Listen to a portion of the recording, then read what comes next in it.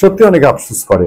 জান না, আমি বিএনপি মহাসচিব মির্জা ফখরুল ইসলাম আলমগীরের সঙ্গে আমার পরবর্তী সাক্ষাৎ যেখানেই হবে আমি তাকে বলবো, আমি তাকে সম্মান করি, শ্রদ্ধা করি, তাকে পছন্দ করি সত্যিকার অর্থে। যদিও তিনি লন্ডনে গিয়ে যে বয়ানটি দিয়েছেন যে ডক্টর ইউনূসের মধ্যে তিনি জিয়াউর রহমানের ছাপ দেখতে পান, এটা খুবই অপছন্দের হয়েছে আমার। কিন্তু বিএনপি মহাসচিবকে পাইলে বলবো, আপনারাও বোধহয় এখন ক্ষমতার স্বাদ গ্রহণ করা শুরু করেছেন, আপনারাও বোধহয় মানুষের কথা আওয়াজ শুনতে পাচ্ছেন না, আপনাদেরকেও বোধহয় ক্ষমতার একটা পরোক্ষ বলয় ঘিরে ফেলেছে। বিএনপির নেতা কর্মীরা অনেকে বলেন বিএনপি কি বুঝে না কি করছে, প্রফেসর ইউনূস যে তাকে একেবারে পুতুল নাচ খেলাচ্ছে, বানর নাচ খেলাচ্ছে।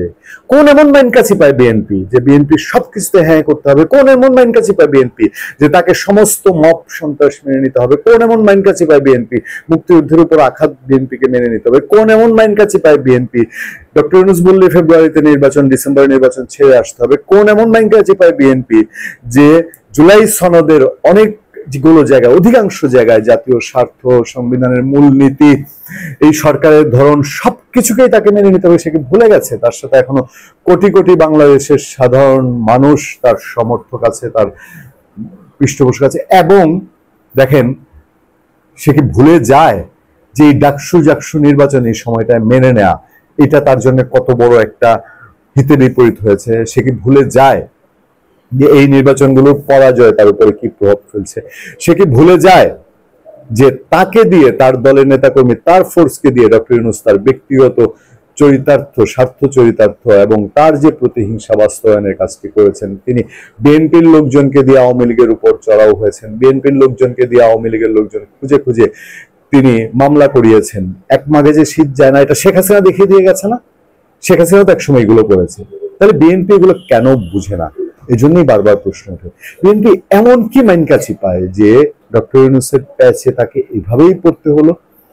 আদ্য থেকে প্রান্ত পর্যন্ত তার চোখের সামনে দিয়ে এখন বিএনপি বুঝতে পারছে, বিএনপির চোখের সামনে দিয়ে প্রশাসন জামাতে ইসলাম দখল করে ফেলছে। বিএনপি এখন বুঝতে পারছে ডিসি, এসপি, ইউনো সেই সব জায়গায় জামাত সাংঘাতিক রকম প্রভাবশালী হয়ে গেছে। বিএনপি এখন বুঝতে পারছে বিশ্ববিদ্যালয়ের প্রশাসনগুলো আরো আগেই তার হাতছাড়া হয়ে গেছে।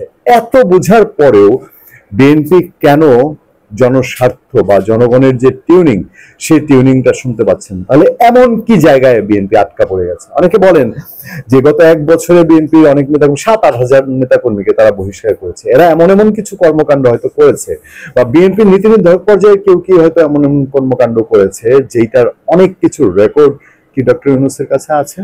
জামাত যেরকম বলছে উপদেষ্টাদের কল রেকর্ড নিয়ে সে বসে আছে, এরকম কোনো ঘটনা আর নাহলে তো এমন হওয়ার কথা না। অনেকের এই আশঙ্কা আছে। গতকালকে বিএনপির মানবতা বিরোধী অপরাধে সাজা মানে ফাঁসির দণ্ডপ্রাপ্ত এক নেতার তার খুব ঘনিষ্ঠ কাছের একজন মানুষের সঙ্গে আমার কথা হলো। তিনি আফসোস করে বলছেন যে আমাদের কেন্দ্রীয় নেতৃবৃন্দের মধ্যে তো সমস্যা আছে, আর তারেক রহমান সাহেব তিনি যদি দেশে আসেন, তিনি কি বিএনপির মাঠ পর্যায়ে যে উচ্ছৃঙ্খল বিষয় চলছে এগুলো কি তিনি নিজে একা টেকেল দিতে পারবেন? তাহলে এই দুর্বলতার আজকে আওয়ামী লীগ 17 বছরে তার সংগঠনকে যে জায়গায় নিয়েছিল, বিএনপি 1 বছরে তার সংগঠনকে এর কাছাকাছি নিয়ে তার নিজের কি লাভ হচ্ছে?